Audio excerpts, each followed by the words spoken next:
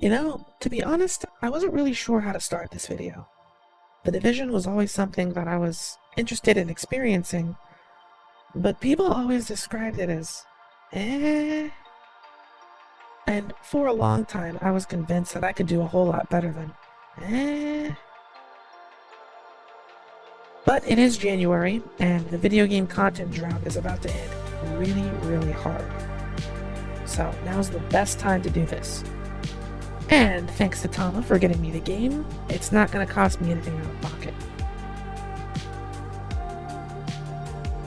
The Division 2 is a Tom Clancy game, quote-unquote Tom Clancy game. I don't know if he was alive to write the story of this or if he had anything to do with it, but they're using his name at the very least.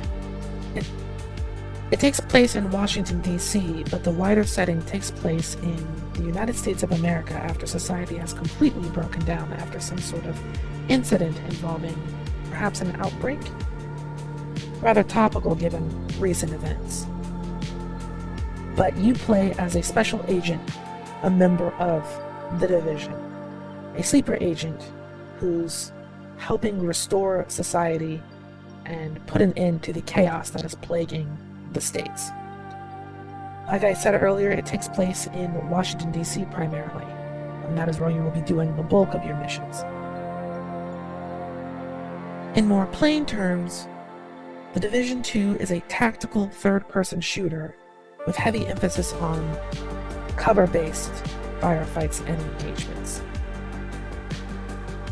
Now, I won't lie, I was very, very frustrated with this game at first because it doesn't have a dedicated crouch button.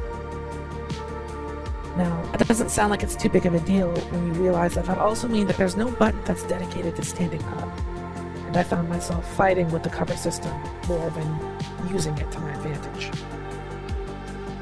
There were many times where I was just mashing keys frantically, trying to unstick myself from cover that I was using. You see, the button that you use to hide in cover is also used to do many, many other things depending on where you're looking. But there is no button that's just stand up, so I found myself in a situation where you could use that same button again to stand up, but only if you weren't looking at another spot that you could use for cover, of which there is a lot of. So that meant either jerking the camera straight into the air, or flicking it downwards and then mashing the button so that you detach yourself. That is until I discovered that the abilities could help me with that. One in particular. You see, in the Division 2, you can choose from a handful of different abilities. You get two. I chose a Seeker Mine, which is essentially a smart grenade, and a tactical shield that you can move with. It's cover on the go. So while I was finding myself fighting the cover system, I found out that I could just hit the shield button, deploy my shield, and it would immediately free me from any cover. But aside from tactical frustrations with cover, the gunplay is actually really fantastic. Usually games of this nature have the tendency to use up every single key on your keyboard for some reason, and make it feel as though you're playing piano on your keyboard. It's unsatisfying, it's unfun, and very unintuitive most of the times. But the Division doesn't have that problem.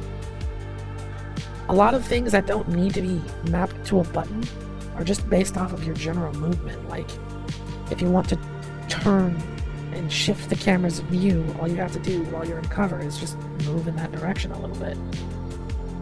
And going around squares or circular objects that are cover will just automatically shift you into the position that you want to be in. Aiming down sights usually zooms in your view, regardless of if you're in cover or not. It makes it really easy and satisfying to click heads or blind fire from wherever you're holding a position from. That means that it's really easy to get in that special ops, special forces mentality in the heat of combat. But I have to knock points away from the UI. There's a such thing as over-design. And I can definitely tell that The Division 2 is an older game. It came out in around 2019 or so because the UI is atrocious. It's cool that they're sticking to the color scheme that's their logo, but this garish yellow-orange is just, it's grating on the eyes, and they use it quite a bit. Not to mention the menus are cluttered and cramped together with options, and it can be kind of confusing at times to tell which menu is going to have the things that you're looking for. That compounds itself with the fact that there are performance issues and graphical things that have been a problem in the game since its release and have not been addressed. Keep in mind, this is a game that came out in around 2019, I want to say. And I can still find people posting about when they're going to do things like fix the fog or improve performance in some way or another. Because it does struggle to run for some reason. But it has no reason to at this point in time. It's really disappointing to see that a live service game can survive this long and address so few of the problems that people have with it. Like I said, fog is a big problem because the game has two settings for it, which is maximum blind view fog or low. There's no way to turn it off completely. And considering that the bulk of the game is PvE, it doesn't make sense for there to be fog. This over-designed UI pretty much highlights every single enemy that you encounter. So it's not like they're popping out of the fog to ambush you or anything. You always know where they're at. So the fog is only there to create atmosphere, but it's hard to get immersed in that atmosphere when your game is a slideshow. It's really very unfortunate. Because while I'm on the topic of immersion, the environmental designers for this game went absolutely crazy. I really hope that more foreign people play this game, because unfortunately when it comes to the United States, you only hear a whole lot about gun violence and unhealthy food consumptions. But The Division 2 kind of paints a different picture. Because it takes place in Washington, D.C., there's a lot of historic areas that you explore or fight your way through. A lot of the patriotism that a lot of Americans speak on is just visualized very well in the environments. Statues of presidents, American flags, museums and theaters. It's really interesting and very cool. A lot of the missions that you get sent on might seem a little bit frivolous, but they have a lot of really good in-game dialogue to explain why you're doing things. For example, one of the settlements where people have kind of gathered to take refuge, you help establish electricity, which allows them to create a little video game corner for children. They explain to you that even though things are grim, they want their children to feel some sort of sense of normal. There's a mission where you have to take back the Declaration of Independence, and you do it way faster than David Cage could. Not David Cage, Nicolas Cage. And it was really cool. The shootout was really intense, and it had a real sense of urgency to it. But the Declaration of Independence doesn't really hold much value when you have a bunch of looters and rioters, terrorists and whatnot, right? Well, once you retrieve it, you get a voice call saying something to the effect that the Declaration of Independence will stand as a symbol to all of those who are still fighting for some semblance of civilization and societal norms.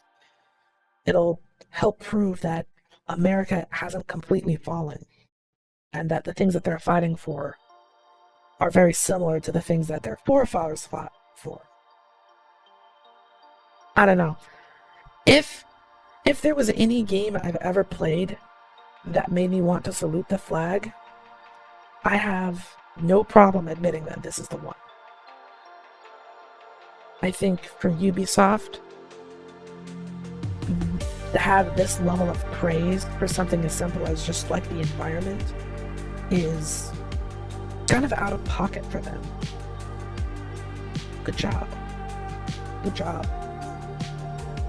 And the environments are indeed varied, because even though you're primarily going through city streets, museums, theaters, things like that, there are also a fair deal of open areas like national parks, overgrown and dilapidated buildings with vines growing down the sides of them.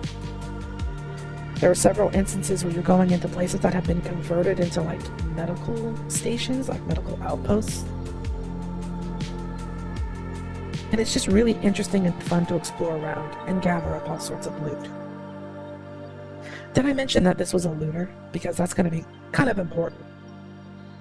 This is some sort of weird twisted blend of an MMO, so it is open world, and there is a fair bit of resource collecting. But I have to again give Ubisoft props because it doesn't shove it in your face. It's not too intrusive on your gameplay. But as you discover points of interest on the map, you start to establish these settlements where NPCs will reside. They'll guard points and start transporting supplies. Now, NPC transport supplies are usually no consequence to you, but if you hear distant gunfire while you're traveling around, it's probably random enemies attacking the NPCs, your NPCs. And if you go too long without intervening or helping them, your settlements will start to run low on certain resources. Now you can handle that in two different ways.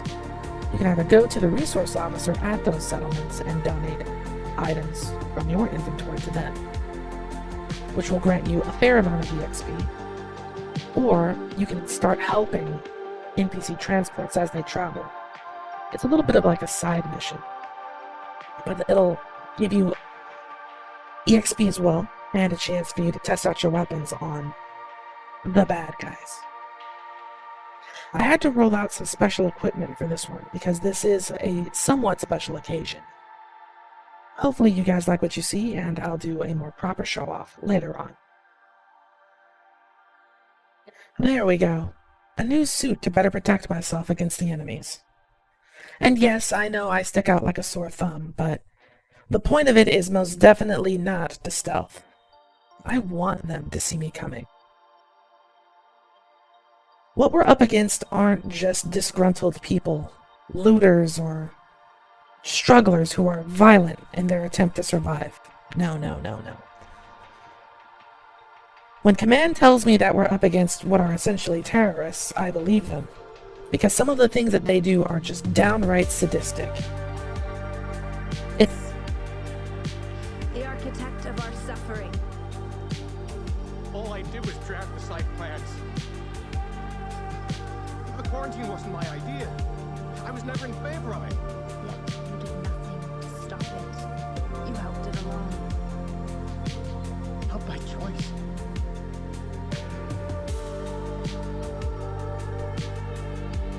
Just following orders.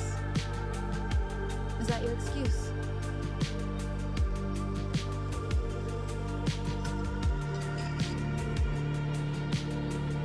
All will have their turn.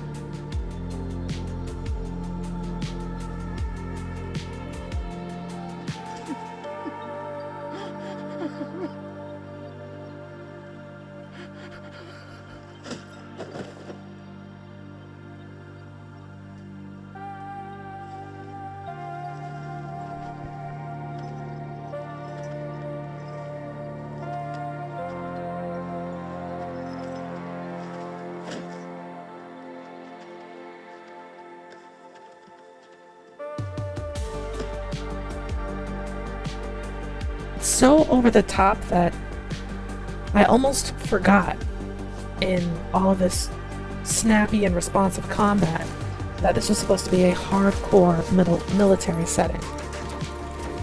But after finding several clips of footage of the enemy leaders and the dastardly things that they're doing to civilians who are actually trying to survive. It's time to lock and load for real. In addition to heavily armored enemies, who are essentially bullet sponges, but with a little bit more tact, there are also a lot of enemies who will use improvised explosives, and they have to keep those explosives on their person. When my aim is extra good, I can hit those points, usually satchels on their side, and they'll go up in flames. If they don't die immediately, they'll be on fire and they'll frantically stop in the middle of combat to try and put themselves out, which leaves them an open target. There are also explosive propane tanks, barrels, fuel things all over the map. All over the environments, pretty much everywhere. I'm not sure who's putting them there, but they never really did seem out of place, which is another point to the environmental designers. As they're taking cover, and as I'm taking cover, we have to be very mindful of what's on or around us, because a stray bullet can turn the battlefield into, well, a fireworks display. It's very common for me to use my smart grenades, the seeker mines, to trigger these explosions behind the enemy or blow up their cover entirely, as I aggressively push forward with my tactical shield deployed.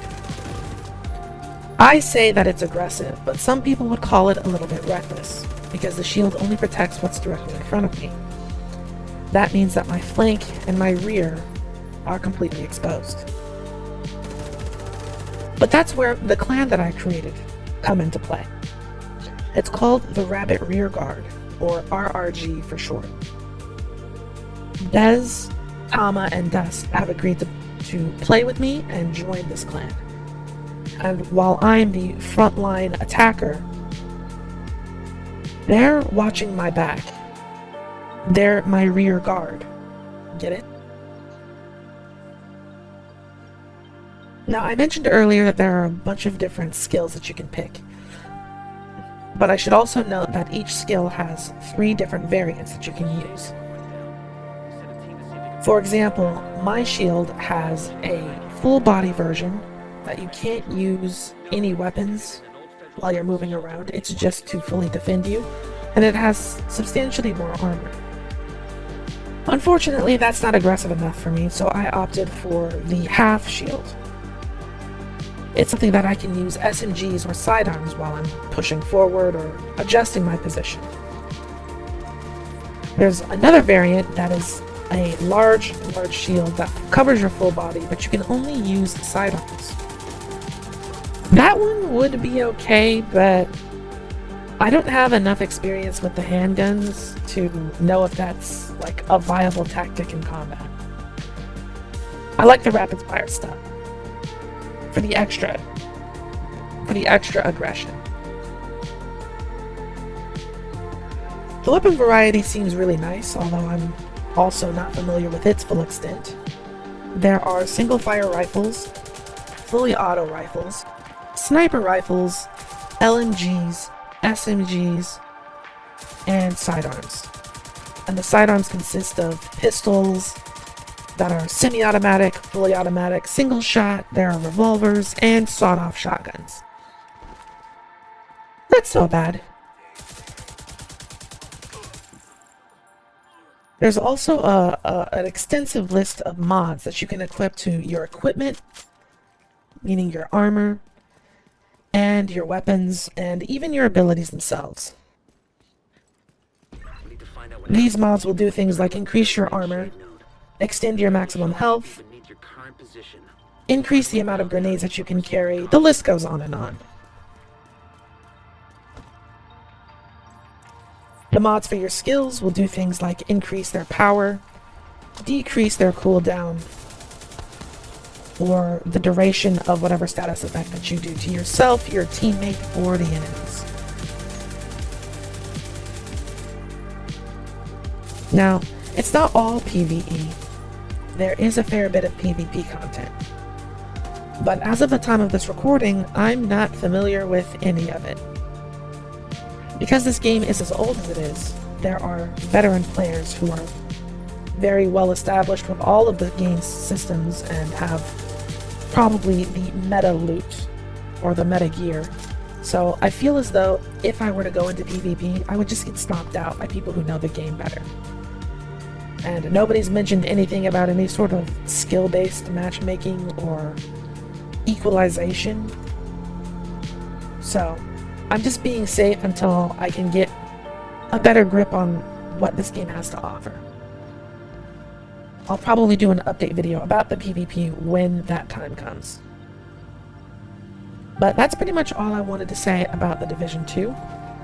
I think that it's a game with a whole lot of potential, and out of all of the other Ubisoft games that they have, I feel as though people need to be keeping an eye on this one more so than any of the others. Because they're onto something. They really are. I just hope that they will expand on that. But let me know what you think down in the comments below, and as always, thank you so much for watching. Also, let me know what you think about the new outfit. It's got some other things that I want to show off later. But, yeah. See you guys later.